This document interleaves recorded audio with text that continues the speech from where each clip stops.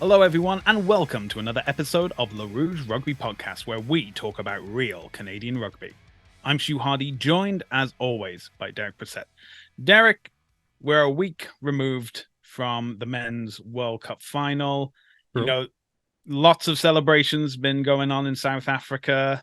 Lots of engagement on like World Rugby's and the Rugby World Cup's social media feeds. And no one else's apparently, because doing that is just, the worst sin possible. Yeah. I don't know about you, but I'm a big fan of Squid Rugby. You know, we're both English guys that have an affinity for Wales. We support the Ospreys. We both have great beards as well. And Settle down here, Stu. I know we're basically the same person. Yeah. And one's significantly more successful though. Yeah, I mean it sucks for him, but yeah, I was gonna say, yeah, I know. I hope Squidge catches a break. Well, speaking of catching a break, I mean, were you able to see his breakdown of the men's World Cup final? No. Neither was I, because I didn't see it the second it came up, and a few hours afterwards, it was flagged by World Rugby. Now, consider in mind, this came out the week after the World Cup final. Yeah. So there's no competition from broadcasters. There's no issues on that front. And he had been doing breakdown videos of certain games in the World Cup with his brother. But he'd been using still images. And for this, he was using apparently like actual game footage. And, out came the ban hammer from World Rugby, and they took it down and issued a copyright strike against him. I mean, what do you make of all this? Oh, it sucks. I think well, first of all, I just feel bad for Robbie and Will. They put out the Squidge Rugby account put out that tweet that mentioned it took them like 60 hours to make the video. And which I think is important, because I do think that, in general, like, people don't necessarily realize how long it takes to make this stuff. Like, any type of content, videos, podcasts, writing articles, like, if you want to do it intelligently and at the level of quality that Squidge Rugby does it, it's very time consuming. So it's like, to know that like they spent all that time making the video and then it got taken down stinks. More importantly though, I think it illustrates the whole situation. This is obviously, I mean, we're talking about the Squidge video because it's the biggest one. He's got like the biggest independent rugby media channel right in the world, probably at this point in time, or at least one of the biggest. But it's like, to me, it shows that World Rugby has absolutely no idea how to grow the game of rugby. Like, not a single clue. And I mean, like, I think it's partly like, obviously, like the Nations Cup or whatever they're calling that competition that they announced a couple weeks ago, cutting the sevens in half, or not in half, but like cutting out a bunch of teams from the Sevens tour. Right. And, essentially what a few weeks ago, what felt like basically locking out most of, if not, all of tier 2 from like ever really playing games against tier 1 nations outside of a World Cup a couple weeks ago. Right. Which, is just kind of a shocking decision still to me, that you would want to alienate. Like, there's more tier 2 teams than tier 1 teams. Like, that's a big part of the rugby fan base. But also, like, this kind of happens in the same week. You saw that like graph that was circulating social media, or circulating like Twitter social media, from Jem Hallett, who put out that one graph that was illustrating that like rugby isn't even a top 20 sport amongst like Gen Z kids in the UK. Right. Yeah. And actually that information was provided from Dan Norton, so an ex Sevens player. Oh yeah, and Olympian. So I think he knows a couple. So I agree. As in, and the fact that there are all these Yeah, and there's a lot of sports that are now making their way into like the cultural zeitgeist that weren't that popular before or weren't considered sport. Like esports is huge, and Oh yeah. that's one of the fastest growing sports. But and this is something I've brought up time and time again, and I always compare rugby to Formula One because it seems like the head honchos in charge are all rich white Europeans Mhm. who think that they know what's best until someone came along and said, hang on, we can market this sport in the United States, the biggest sports audience in the world. And, they didn't go for the, broadcasters. They didn't go after that. They just said, okay, we'll have this on ESPN. Yeah, it'll cost us a bit in the long run compared to putting it on, different channels that could potentially make us more money. But we're also going to tone down our use on social media so we can get young people engaged because most people are watching races on their phone or their tablets instead. Yep. And yeah, and it's like the attitude hasn't changed with World Rugby. It's like stuck in the past, stuck in the amateur era of understanding um broadcasting and engagement. Yeah, I think bringing up like, oh, people watch races on their phones, right, is I think perfectly ties into that like Gen Z graph. I'm gonna go Gen Z and younger. What's that generation called? What's like Gen Alpha. Gen Alpha? Yeah. That's hilarious. Okay. Either way, that's a okay. Is that seriously the name? That sounds like Yeah. that sounds like the worst superhero team ever. All right, let's stay on Anyway, topic. anyways, but like I think when you have like because I think that's the thing. It's like with like World Rugby, like people like the ban on these videos means that like people like these kids that don't use cable at all. Mhm. Like, I don't even does Gen Alpha kids even know what cable is? I'm not even sure. Well, I'd say Gen Alpha are like under 18. So Under 18. yeah. Oh So yeah, yeah, like, I have no idea yeah, exactly. whatsoever. Do they know what that is? Either way, right? Like, either way, like it's like you have like you're coming up with obviously like if you're like under 20 right now, like for the future of rugby, to me, I'm still like that's the most important generation, especially like in Canada and Yeah. I'm sure in other parts, right? We need more kids playing rugby or being Mhm. involved in rugby, watching it, becoming fans. That's supposed to be one of the great things about MLR. But I think the reality is that if World Rugby isn't going to allow people to create content, right?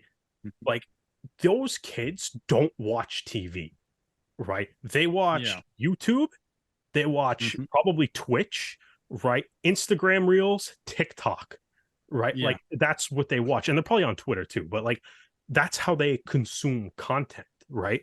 And if you're going to ban um people from creating content that shows highlights of of the game and like put that as part of like a TikTok video, right? Or have something like Squidge with their analysis videos on YouTube because it's like the reality is that like a 15-year-old probably has a better chance of stumbling across Squidge Rugby's YouTube page than like stumbling across like the BBC post-match coverage, like or anything else that's official, right?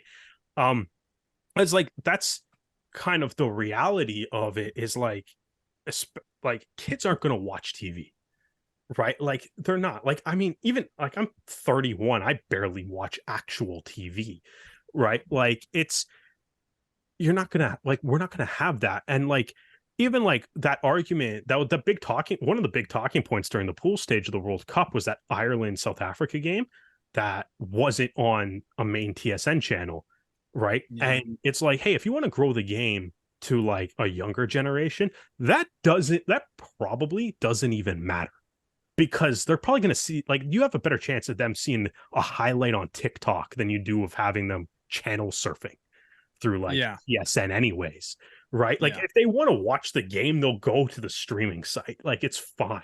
that's just how that works.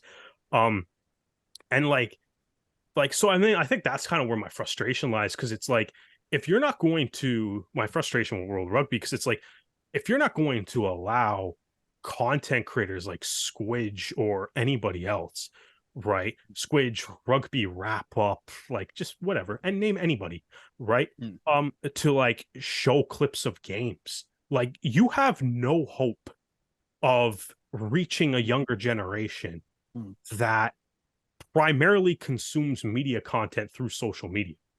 Like you have Yeah. no hope in reaching any of these people. Yeah, and I think Like it stands out to us the most because we're millennials, so you know we're in in our between everything.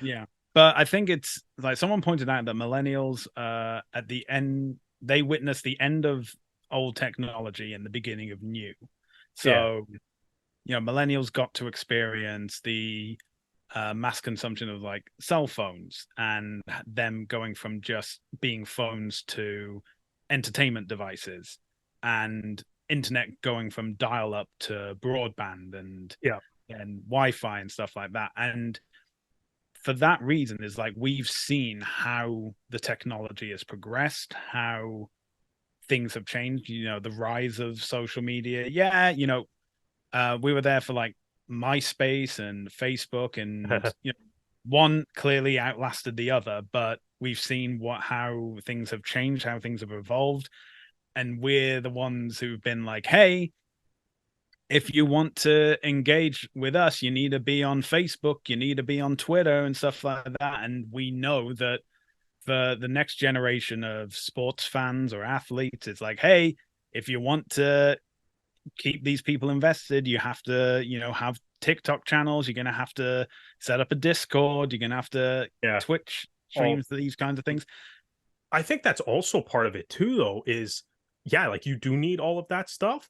But the big thing is, if you look at like other sports don't stop people from making content, right? Obviously, you know, Yeah. maybe there's some like respect to like TV rights holders and stuff, that you can't make the Yeah. exact similar content to what they would actually make. But it's like a big part of, I think, what Squidge does, and why that account, why their videos are so popular, is because you can't find that anywhere.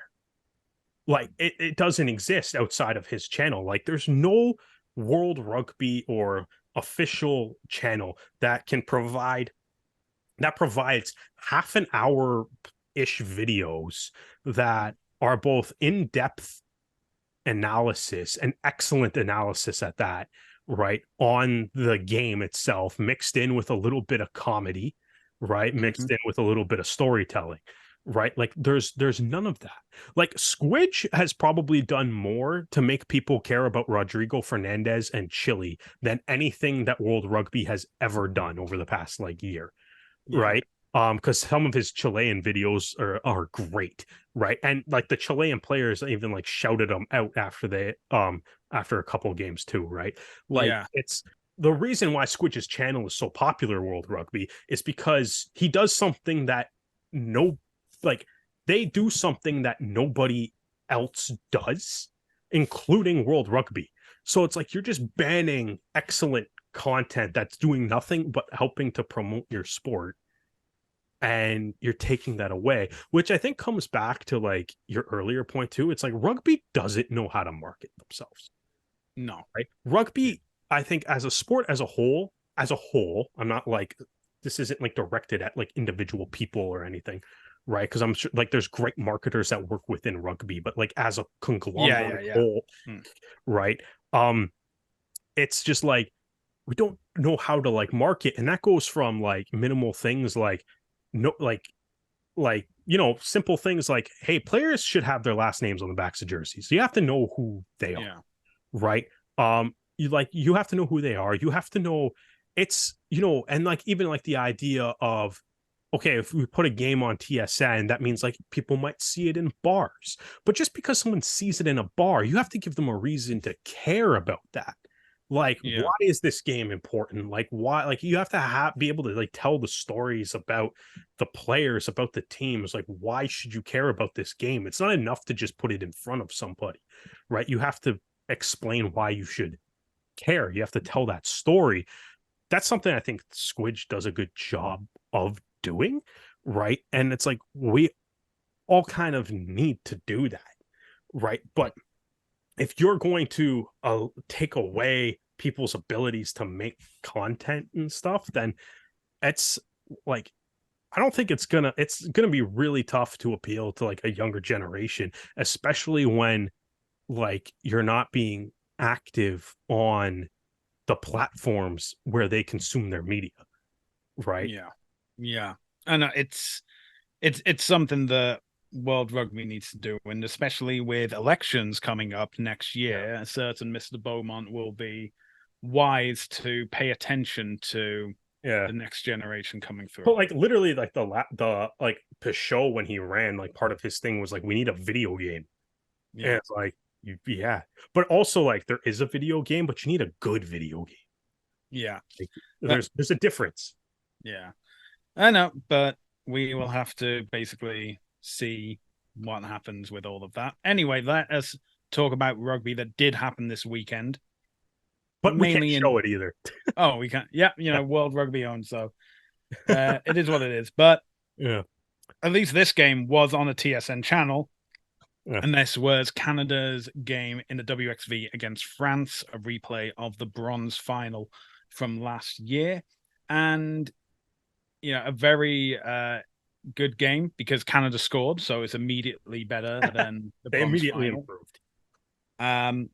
It started out a bit familiar with France getting the first points of the game through a penalty, and then following up with a try, and the try that was converted. And then I'm watching this and I'm like, I think I've heard this one before. I seems very hauntingly familiar. I'm not entirely sure what I should be expecting over the next, I don't know, 70 minutes or so. But thankfully, Emily Totosi was the first scorer of the night, getting over for a try, converted by the best player in the world, Sophie de Goody.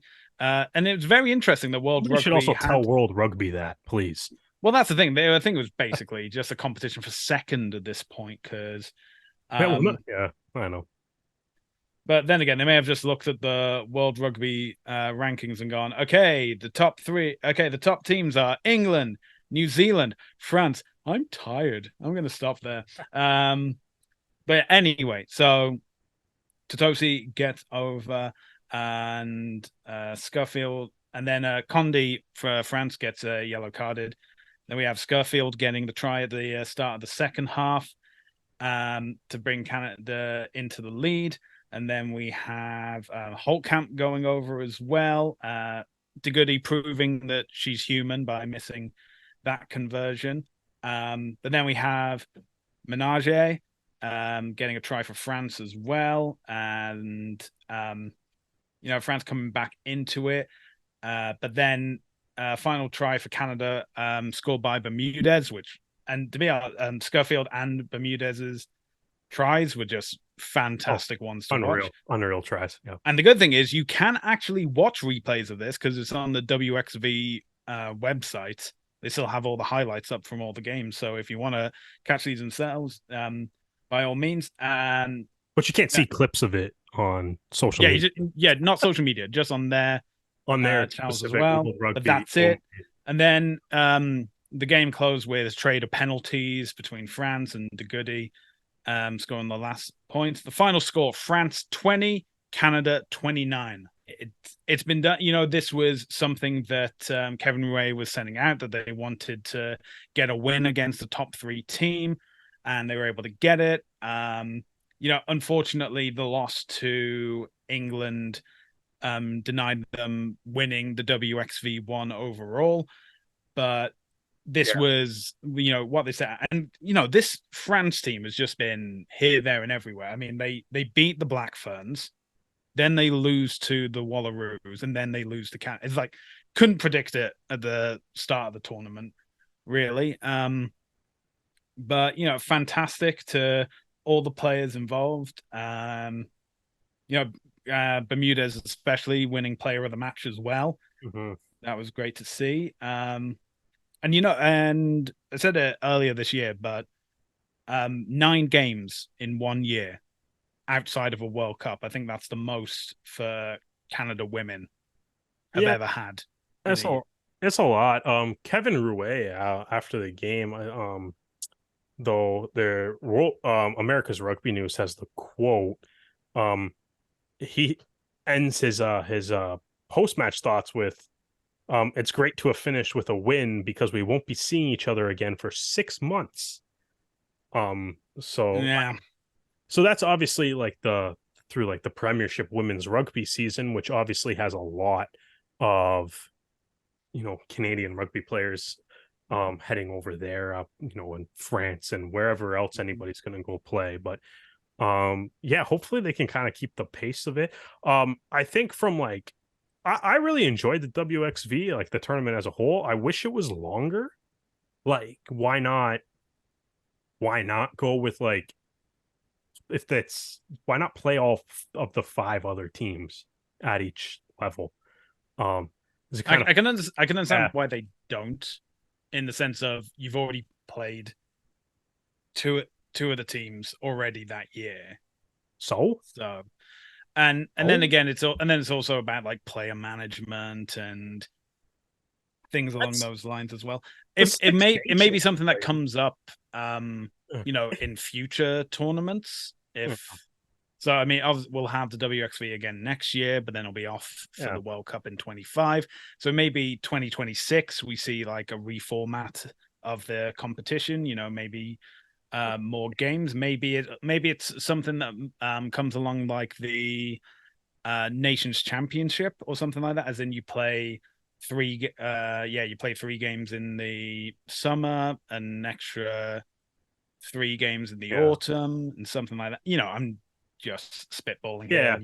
I mean, it's I'm very sure it'll difficult to evolve. measure the success of the WXV at the moment because obviously it's split over 3 tournaments. One was in South Africa, one was in Dubai, this one in New Zealand. It had to compete with the Men's World Cup as well, which I don't think was great organization. But Because World Rugby's bad at marketing. Um, yeah, but if either way, like I'm sure the tournament will evolve. But like I think considering like the bronze medal game last year, I think this is obviously to me a great result yeah, for the Canadian women. absolutely. The game got off to I don't even know if I want to say the game got off to like a rough start. Obviously, France scored right away, made it, it was 10-0 after the first 14 minutes, right? But Yeah. like France had the ball for like the first half an hour of this game. Like it was like I don't even know if the camera panned out of the Canadian half at any point during the first half an hour, right? Like it was just this constant pressure from France.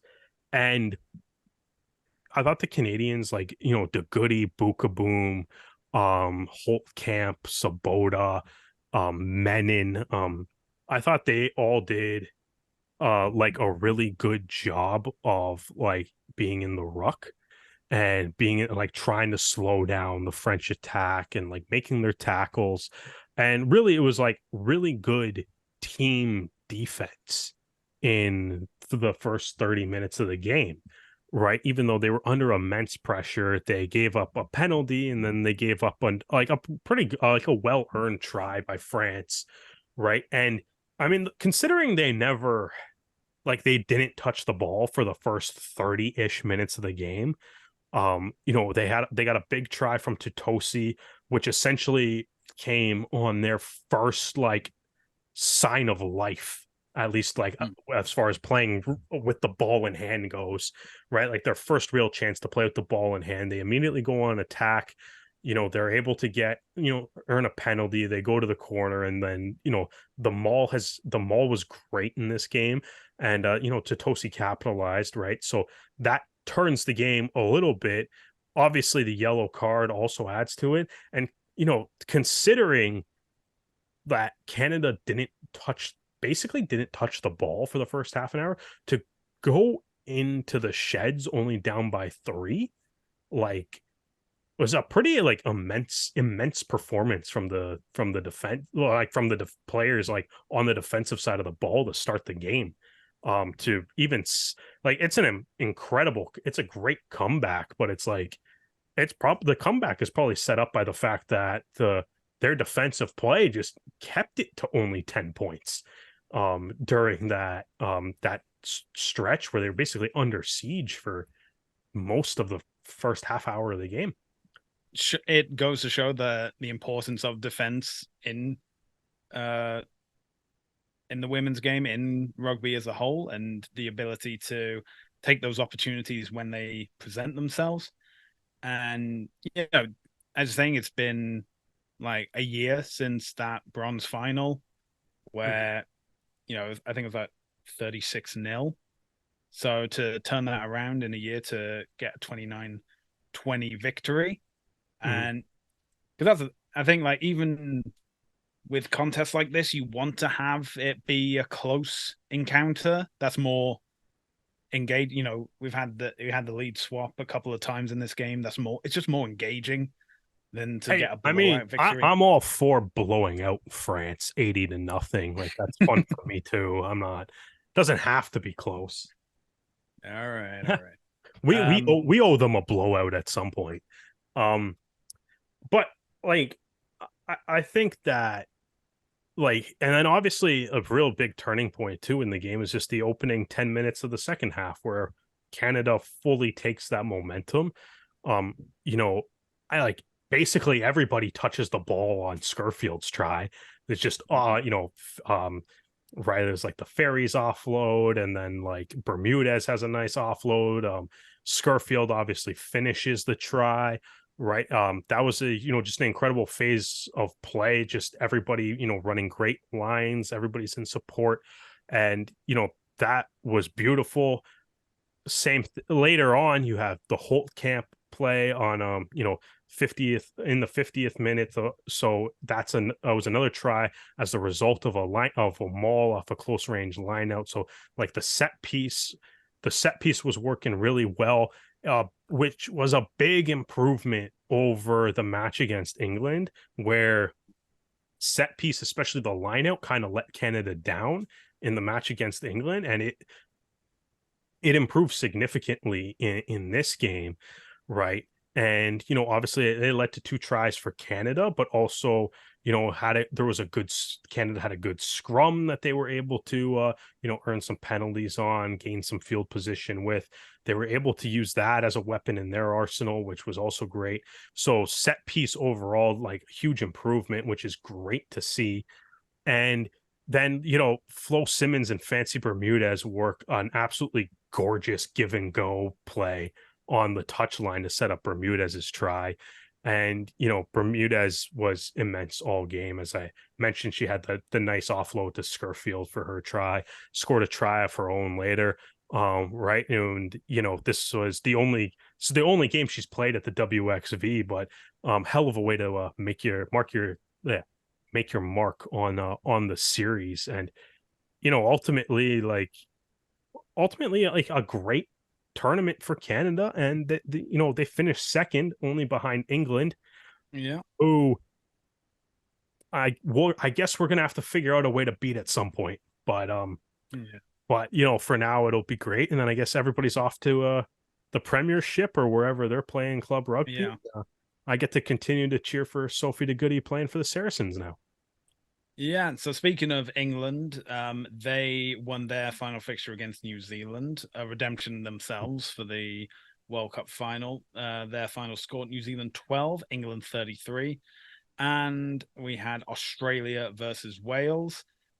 Again, a close encounter. Wales, turning professional in the past year, has really seemed to do wonders for them. Unfortunately, Australia just playing at that level a little bit higher than for a little bit longer than Wales have been. Final score, Australia 25, Wales 19. And as you said, Derek, England win the inaugural WXV1, with Canada finishing a very respectable second. Okay, and now we move from one side of the Pacific to the other, as we are in Santiago for the Pan Am Games and the sevens for both the women's and the men.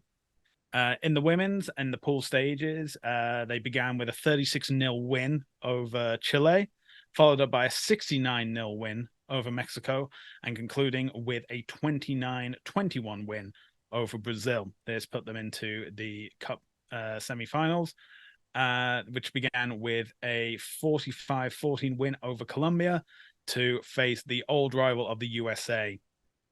And, in a good, strong game, but unfortunately they fell 19-12, winning the silver medal overall for the women's.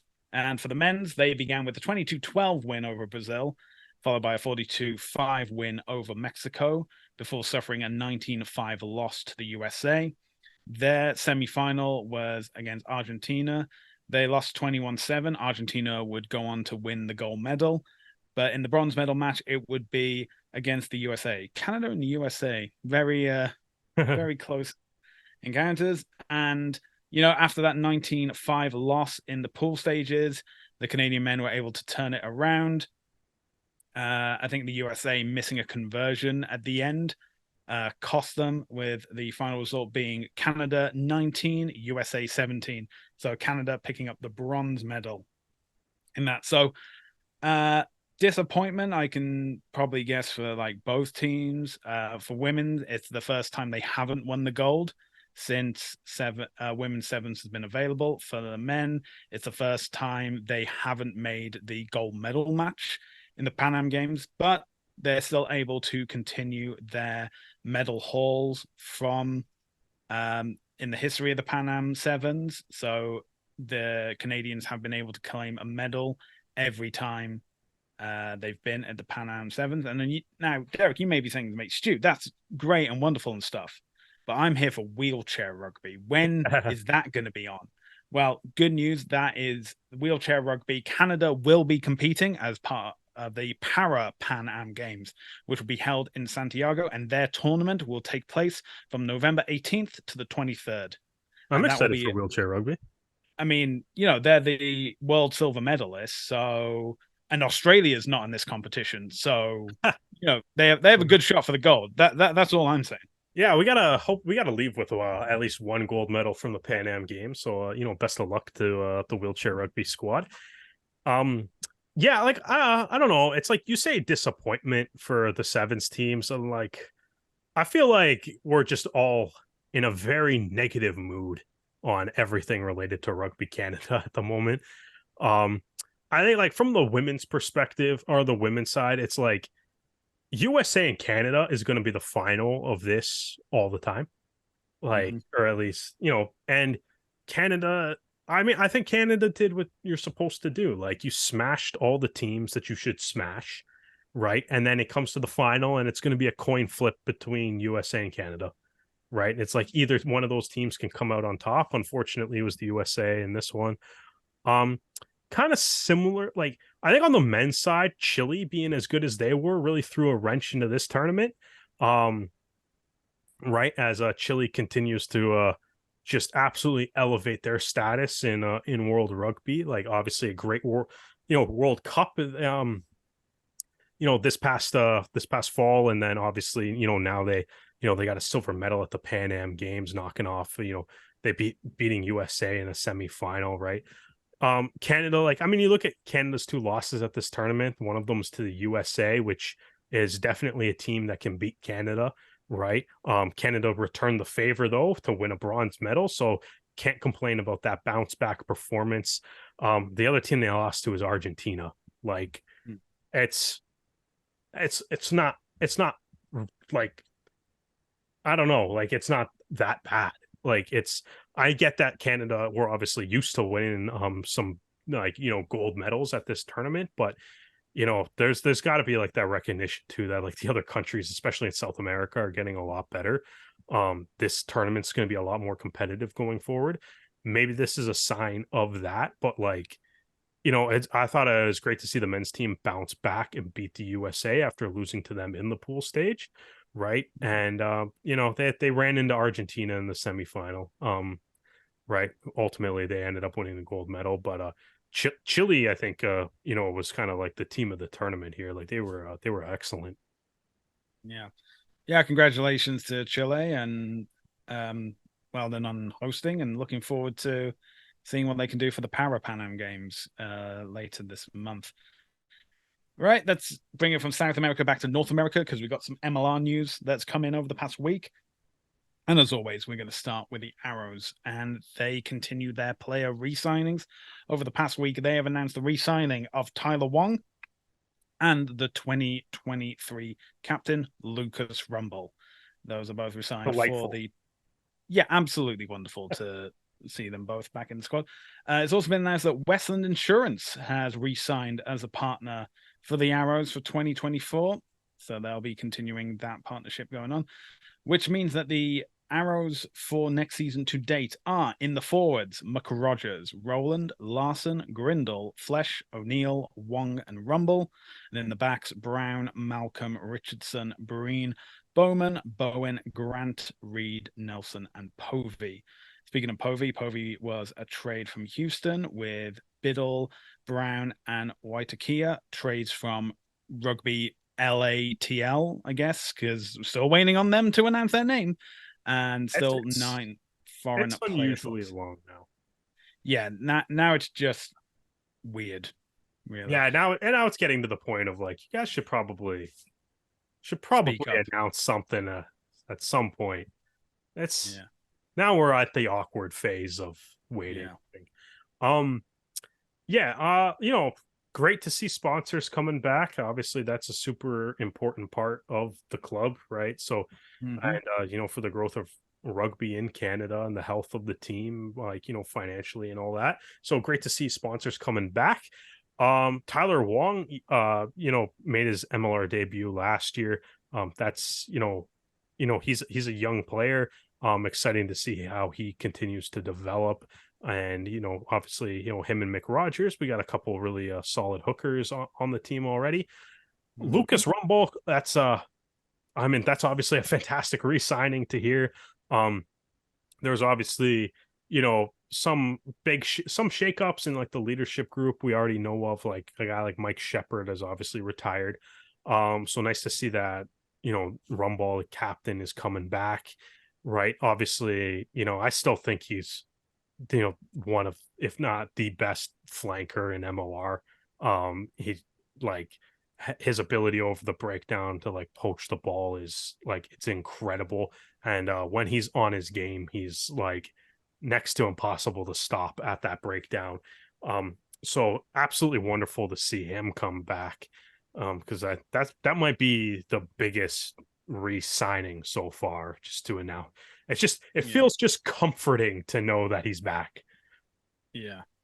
To put that into numbers, to date, in the 5 seasons that he's taken part in, Rumble has 49 breakdown steals.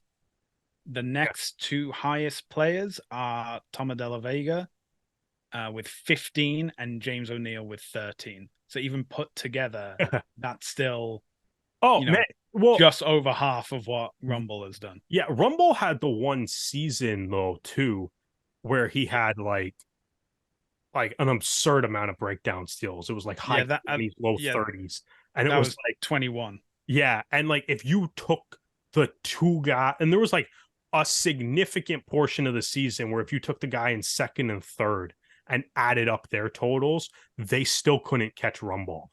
I think it just slipped over that at like the end of the season, but Mm-hmm. like there was like he just had like an absolutely immense lead. Off the top of my head, I'm struggling to remember what the actual numbers were.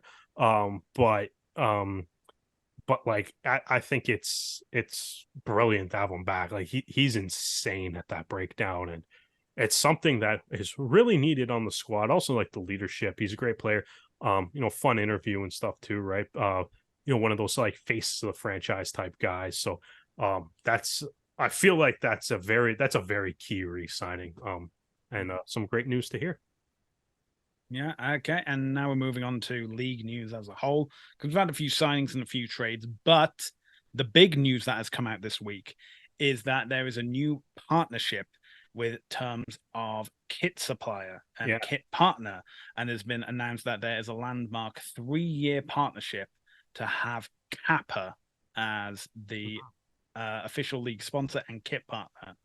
So that means all MLR kits, including fan apparel as well.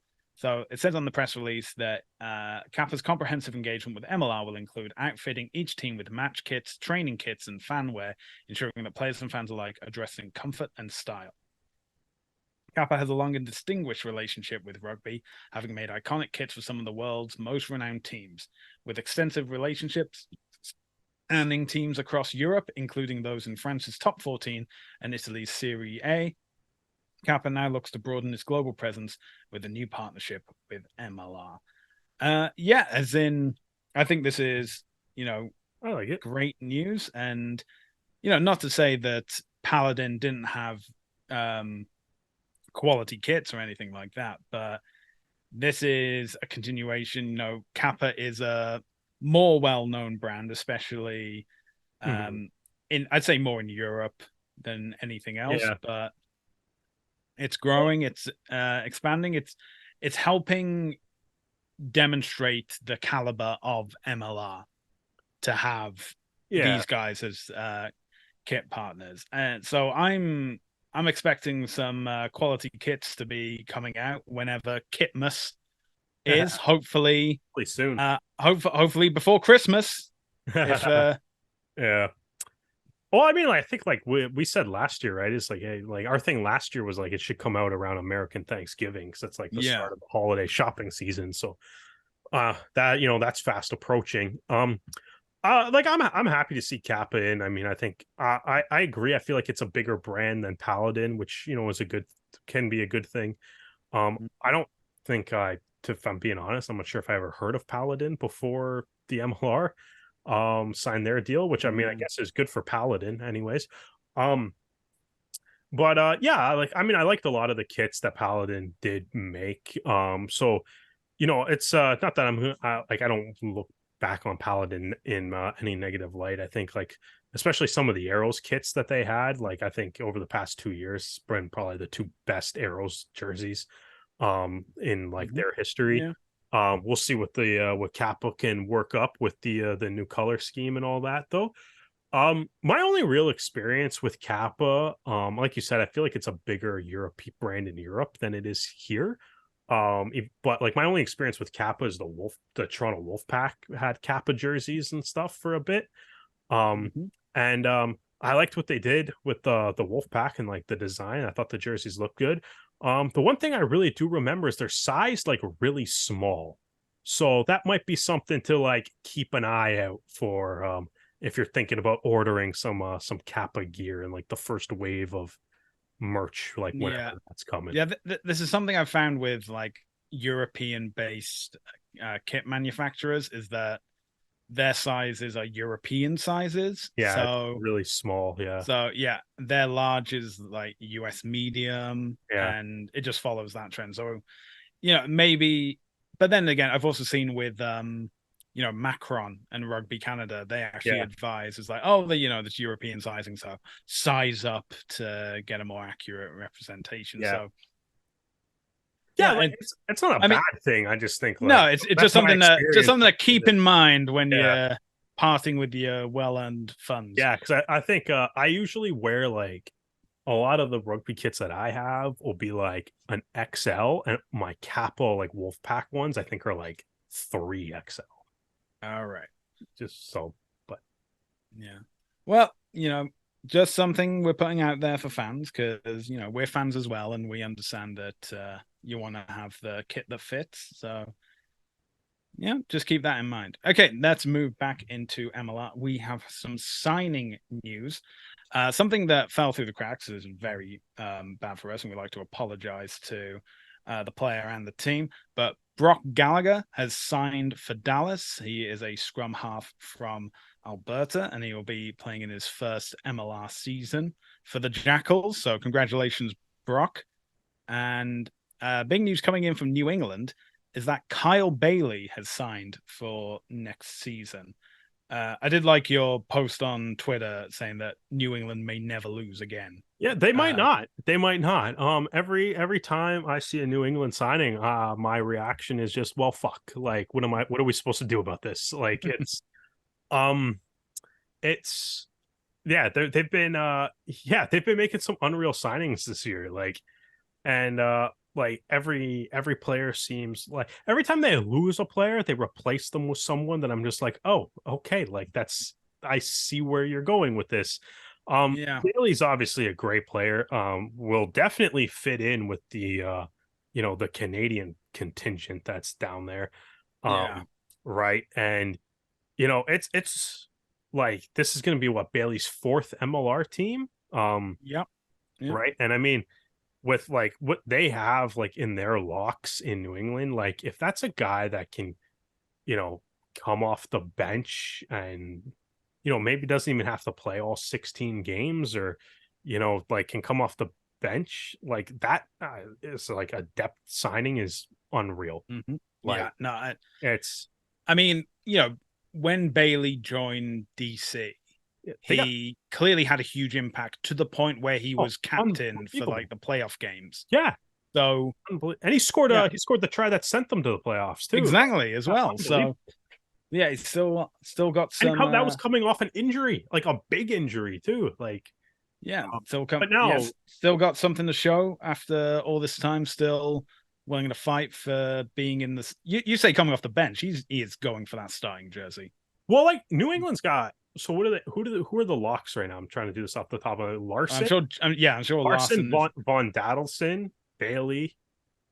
Who else have they signed? Right? and a bunch of non-Canadians. Oh, they don't count. They don't. So, They're so not, they never get the picked. non-Canadians are not going to play ahead of the Canadians. I'm sure Jack's Rangers will be on us and Yeah. giving us a Doesn't full matter. list of every single detail of their I lots. only know the names of the Canadian players on the Free Jacks. I Yeah, refuse to learn the names of anybody else. yeah.